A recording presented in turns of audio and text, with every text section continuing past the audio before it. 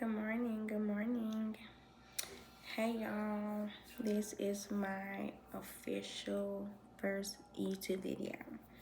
And so I hope that you all enjoy the channel.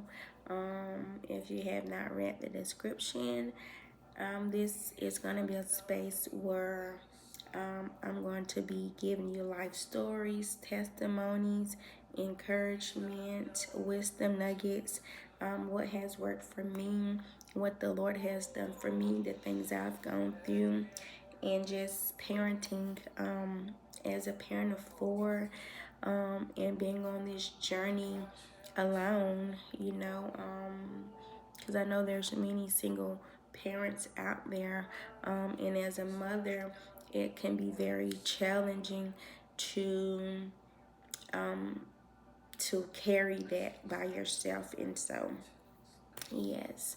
So this morning, the Lord has impressed upon my heart to share some of my testimony with you all, because in order for me to be in the position that the Lord is putting me in, I have to be transparent, I have to be vulnerable, and I also have to be wise. And so I know that we overcome by the blood of the Lamb and by the word of our testimony. And so I wanted to come to YouTube and share it because I want to be able to reach more people. Like, I use social media, I use Facebook, I use TikTok, I use Instagram, but I believe that TikTok is going to be the platform where I just really begin to use and share videos and things with. And so for the last couple of years, I've I've been in a valley season. Um, so if you don't know me, you don't know any of my backdrop, I will give you some of my backdrop to share with you to kind of catch you up to speed. So like I said, I'm a mother of four. My oldest daughter, she's 16. I have a 11-year-old. I have a 9-year-old, and I have a 3-year-old. And so coming up, I was introduced to perversion at a very young age. I was always around sex. I was around adults that were having sex in other rooms. Between the ages of 9 to 13 years old, I was touched by a boy cousin. And when I went to share with my other family members what had happened, there was a meeting that was held in the living room, but there was no one held accountable. So it was never addressed. It was pushed under the rug. And so I, I was always around sex. And on top of that, I was touched by a boy cousin. And like, that was just an open door for perversion. It was an open door for me to live a promiscuous lifestyle. And so I ended up losing my virginity in middle school. So I was having sex in middle school. I liked it older guys, and so I would be sneaking out in the mornings after school to go and sleep with a guy from school that was older than me. I just always liked the older guys. And so I ended up getting pregnant in the 12th grade, where I had my daughter in 12th grade, my 16-year-old. Me and her dad, we were together, but we eventually ended up breaking up because we were both young, and there was always people in the middle of it. And so because you're young and other people are in it, you kind of don't stand up for yourself. You kind of listen to the opinions of what other people got to say, and it just was a whole bunch of drama and gossip and things that were going on. And so we did not stay together. We separated. We did not. And so I also ended up talking to this older guy. He was like 8 years older than me. I had my second daughter from him, and we were in a relationship. I ended up having my third daughter from him.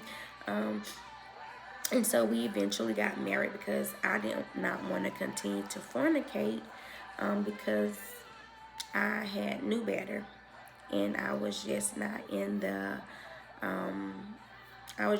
space where I wanted to continue to fornicate. And so I'm like, we have to get married or we gonna have to go our separate ways. You can say I gave him an ultimatum, but like at the end of the day, we had already been fornicating, we had already had children, and I was wanting to kind of like at least get on the right path, which I know that it was too late by then, right? But yeah, so we got married, and people was in the marriage, you know. Every time there was an issue, um, other people would be in our marriage. I would put people in it, he would put people in it, and so you had people in your ear, people planting seeds and insecurity, drama, chaos, confusion, just horrible, absolutely horrible. And on top of that, there was just things that we both had not fully processed from childhood, from previous relationships, and so we brought it into our marriage.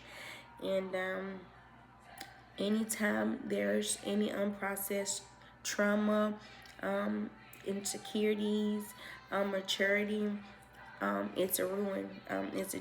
It's gonna destroy your marriage, your relationship, and so and on top of that, I went through abuse with my late husband because he ended up passing away January 2020.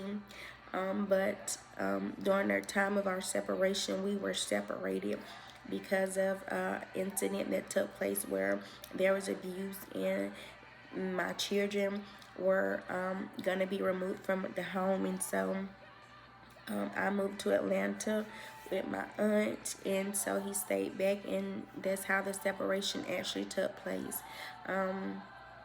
And so during the time of separation, we would talk. I felt we needed to do therapy. He was not really willing to do therapy, and so I mean, it just, you know, we did not get back together. We did not get to do anything. But prior to him passing away, there was a lot that we were able to talk about.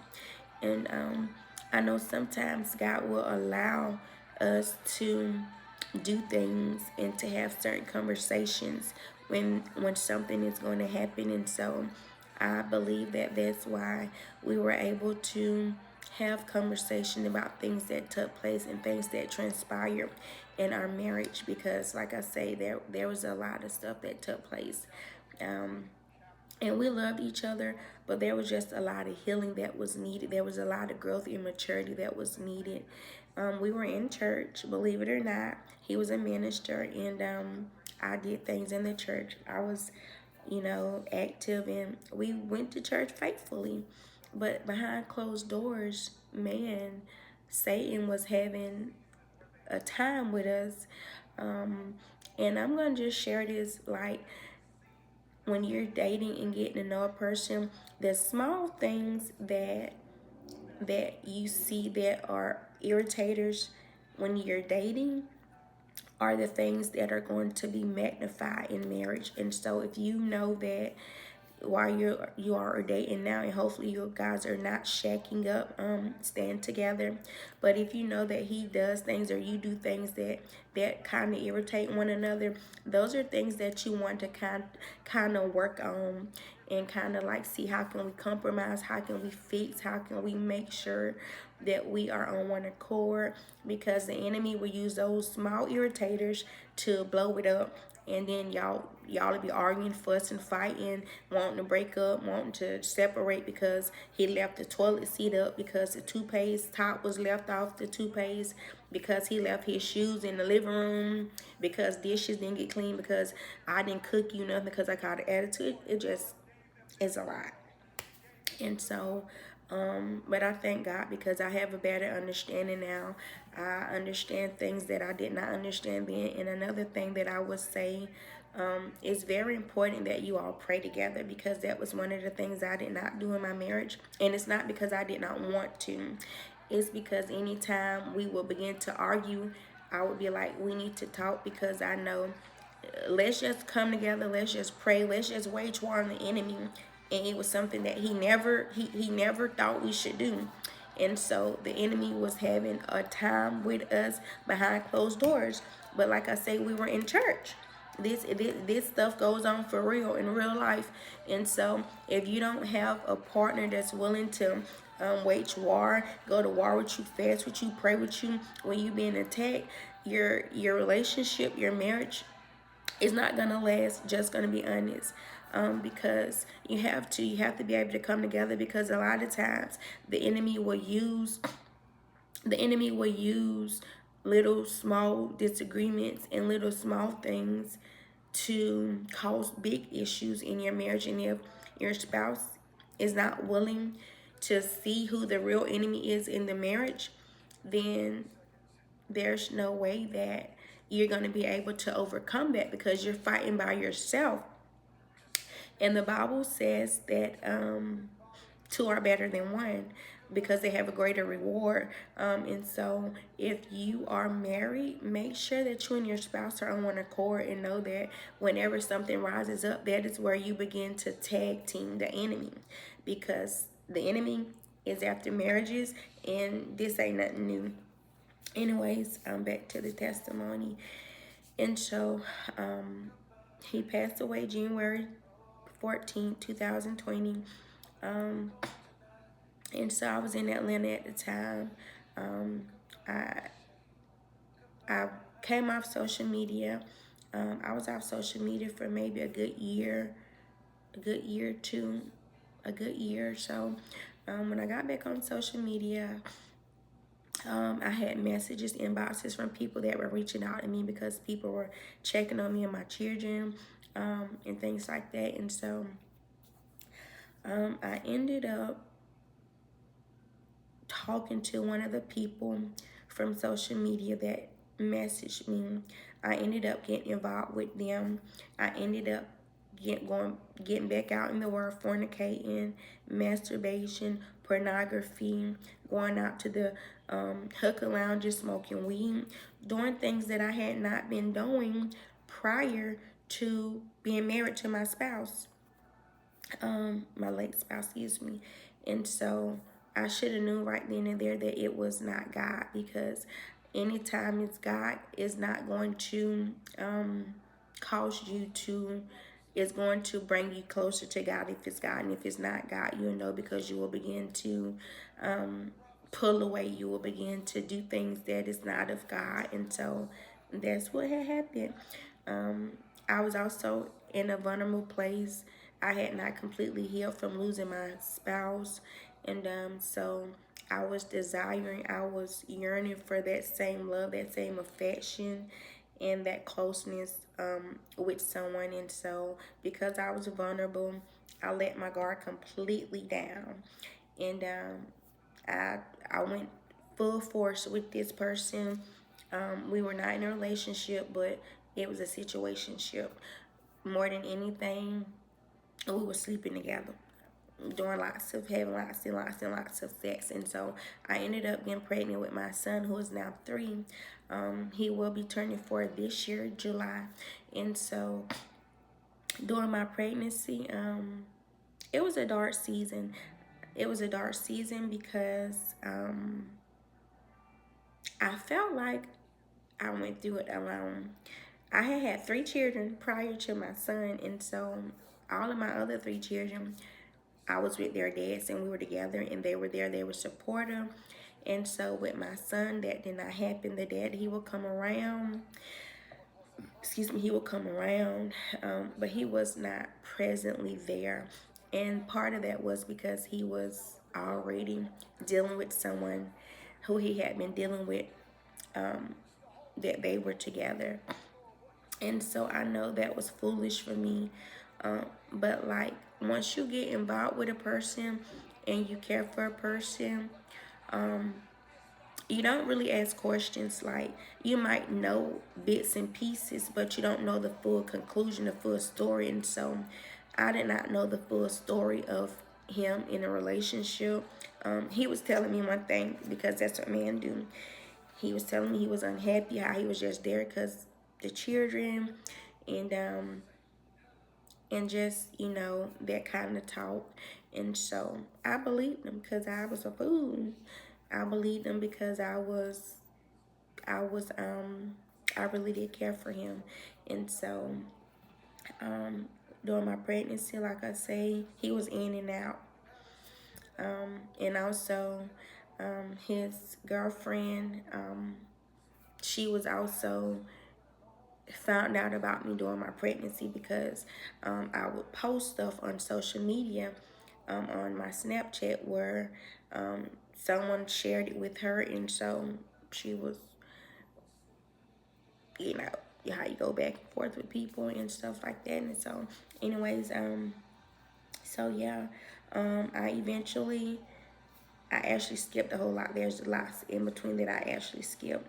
But anyways, so I ended up leaving Atlanta to go move closer towards him, because like I said, I really did care for him. So I left where I was secure and settled at, and moved to Warner Robins. And my children's aunts were also in Warner Robins, or close to the area, where they could spend more time with them, because they had not really seen them or been with them since my late husband had passed away. And so it gave them an opportunity to spend more time and be closer to them. And it also gave me opportunity to be closer to the guy that I had been dating. But let me say this, I did not know I was pregnant when I moved from Atlanta. I did not know I was pregnant. I actually found out I was pregnant while I was in Warner Robins, staying with my children's aunt. I found out I was pregnant then, and they're at her house. And that's a whole nother thing. But yeah, so okay, let me speed you guys up. I moved to Warner Robins for that. After I had my son, he was a couple months, maybe about 4 or 5 months. I left there. Because I had my son and I was not working anymore, I lost everything. I lost my truck. I lost our place. I got a U-Haul truck on the same day. I lost everything. I got a U-Haul truck. We loaded up what I did take with us, because it was just me and my children that I had. And so me and my children, especially my oldest daughter, we loaded up the U-Haul with all of our things. We loaded the mattresses, our beds, our clothes, and the baby stuff. We got in a U-Haul, and I drove from Warner Robins back to Atlanta.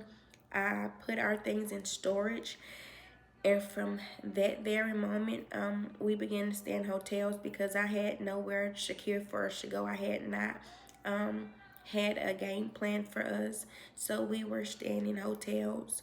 And then I started getting low on funds. And so as I began to get low on funds, we were going out to eat and stuff.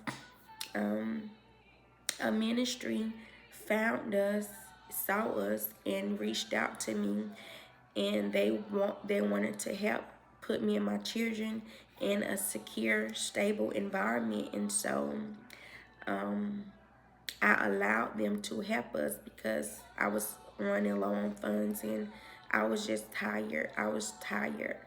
I was tired of that with my children. And during this time, y'all, I was talking to my sister and certain family members, but they were not aware of what it was we were going through.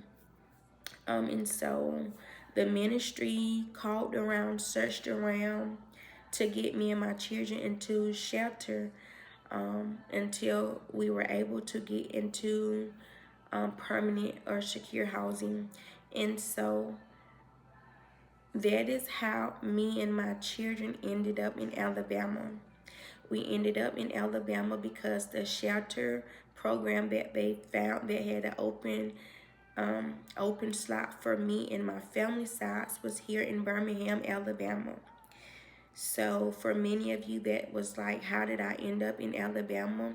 We ended up here because the ministry in Georgia was trying to get me into housing a shelter program, and there all of the shelters were apparently full, closed, and had a process where they had to go to an eye, and my children were needing somewhere to go immediately because we were running out of funds, and the ministry paid for us to stay in the hotel another day or two, but after that they were wanting to help get us somewhere. And so the ministry that helped us to get into shelter here, they were also the ones that drove us to Birmingham, Alabama. And so when we got here, we went into the First Light program. I stayed there for a couple days. Y'all, me and my children had never been into a shelter before, and so it was new. It was not something that I was okay with. I did not like the program at First Light, and so we eventually left there. There was another shelter program across the street, not far from First Light, that a mother from there told me about, because the school that my children were going to, there was a mother that also had a child that was taking her child there, and she would always see me walking my children to school every day.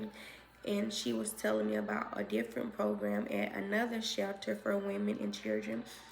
And so on this particular day, it was pouring down raining. Me and my children got up because at shelters, they have different rules and guidelines.